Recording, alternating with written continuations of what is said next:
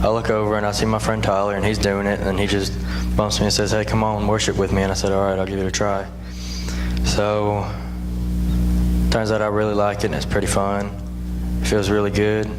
So I just kept doing it throughout the week, and then like on the second to last night, or the last night or whatever, we were sitting down, and everybody was quiet. We were all praying and stuff, and he just asked the people that have stuff going on in their life, or if they want to stand up, or if they just felt like they needed to pray or anything, just stand up and he'll pray for you. And then I bumped Tyler and I said, "Hey, let's stand up."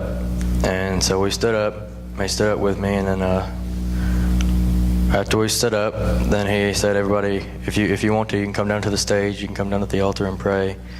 So we pretty much decided to say, "Let's go down there and do that."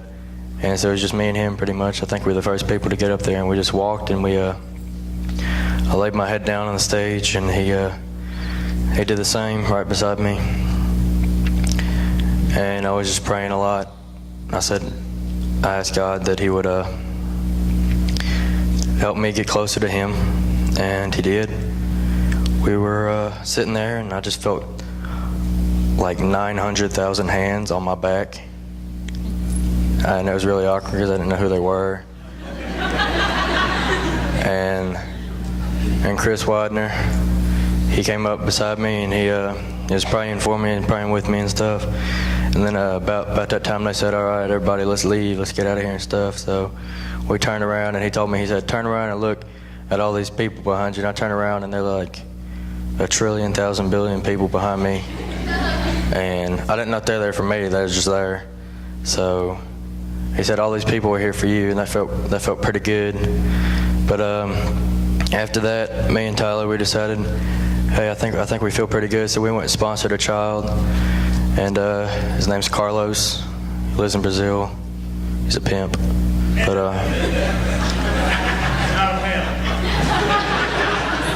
he's a pimp. He's a pretty cool kid. Anybody's name's Carlos is awesome. So after that, we were praying pretty much all week, me and Tyler, and about the last day, the second last day, we went and picked him up, and we decided to sponsor him. We filled out all our information, and then we just kept praying. And then they said they need money, and they need people. They need people to help them to learn about the Word of Jesus, and they need to learn about God. So I decided if I'm gonna be there for somebody, and I'm gonna help pay for their way through school and for their food and all the necessities that they need in life, that I should probably step it up and do the same. So I decided I want to get baptized. Amen. And I'm gonna do that today.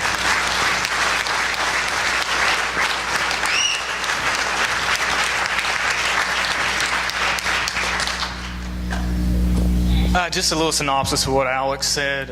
When we were looking for Seth as a youth pastor, one of the things that we talked about as a group was trying to find someone who would unify our youth group. And this trip was, since I've been working with the youth, I guess the most unified I have seen a group together. Usually we'll come in, you go to service, you come back, and we'll have a leader-led worship time after. And we didn't even have to do that. Our group took the initiative that they wanted to go out on their own with no adult chaperones and do worship, and it was phenomenal, and they got so much out of it. You would think you'd leave 55 kids in a room by themselves, they're just going to goof around, but that was not the case. I mean, they're in there singing, they're sharing.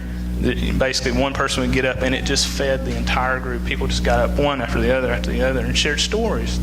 And that's just what it takes a lot of times, is knowing the life experiences that people go through that you can relate to, and then you can come out and share, and then you have something in common, and through that you develop the relationship. You can pray for each other, you hold each other accountable, and that's one thing that I really saw this weekend. My son had the opportunity to go. He didn't want to talk this morning, but you want to tell him? No? Okay. Special for me, he, being his first experience, he was lost the first few days. He's like, I don't have a clue what's going on. This just doesn't make any sense. So on our last night, we did a little special event. I'll let one of the other kids share about it, but we're walking back across the road, and just a special moment for me. He just said, "Dad," he said, "this is the closest I've ever been to God." And I was just like, that's what it's all about. So.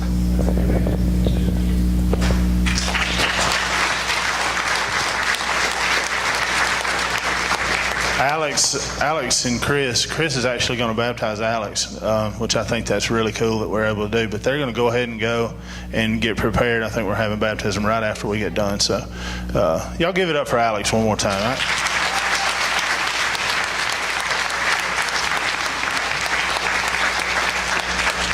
All right. Well, the bottom line is we have got a great group of young people here. I saw them go to worship thirsty for what God had for them in word and in song, and I saw them soak it up, bring it back to the complex, and run with it. They got together amongst themselves. They planned worship. They prepared messages to give. They decided that in the face of their greatest fears, they were going to get up and share very personal, hurtful, painful, potentially things that would get them ostracized, and it did none of those things. It brought them closer together. It was a privilege to get to go with them, to get to share with them, to get a snapshot into their lives, and to get to observe. I never grow tired of watching God work. Thank you.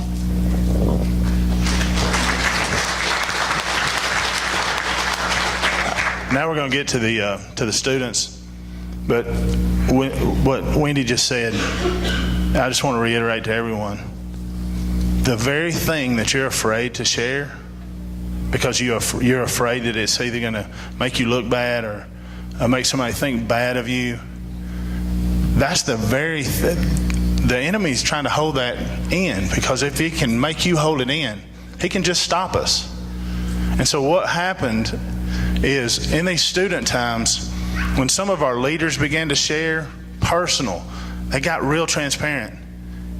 There was a trust that began to be built, a safe place. And that's what we prayed for the week, was a safe place for every student, from the youngest to the oldest, to be able to share and put their worries and fears and sins out, and then get back from the group. So I'm going to get them to share a little bit on that. Aaron? Like several people have already said, this group got really, really close as we were at the beach. I really haven't had the luck of being able to be really close to youth group, kind of the same as Aaron. We were both the same. We're the only person in our age group. He graduated alone and I did too, so we didn't really have a whole lot of people around us to get close to. These guys are really lucky, because this is the closest youth group I've ever seen, and they've got many years to go, and I'm very jealous of them for that. But like Chris was talking about, we had our one-on-one time, or really 50-on-50 time in the meeting room at the retreat center. The first night, Seth just told us, "Hey, Jacob and Andrew, get your guitars, go up there, play some music, and then just talk." And he asked me and Andrew, Drew Harper, and Allie Forth to share. And we all did. We played a couple songs and then shared a little bit about ourselves and different things we'd gone through and what we had been getting out of the messages from the speaker. And when we did, we all got done. We were expecting to just be like, okay, let's go to our rooms and go to sleep. And a couple kids, just kind of raised their hands asking if they could talk and share. And it was a real blessing to be able to not only start that, but just to listen to all these kids and gained a newfound respect for a lot of these kids. And I was just really blessed to be able to go on the trip. All right, well, my name is Andrew Williamson. This was my first time to go on camp. I've been on several other youth trips and different conferences, but I would say this is really the most impactful week of my life. I think God worked in ways this week that none of us could have foreseen. I know I went down, I'll have to be honest, I went down about 50% of it was just because it was going to be at the beach, and I thought it would be a lot of fun. it was just a really great week. Like everyone said, we got close to each other. What that means to me is, there were a lot of commitments made. There were a lot of people that rededicated their lives to God, but that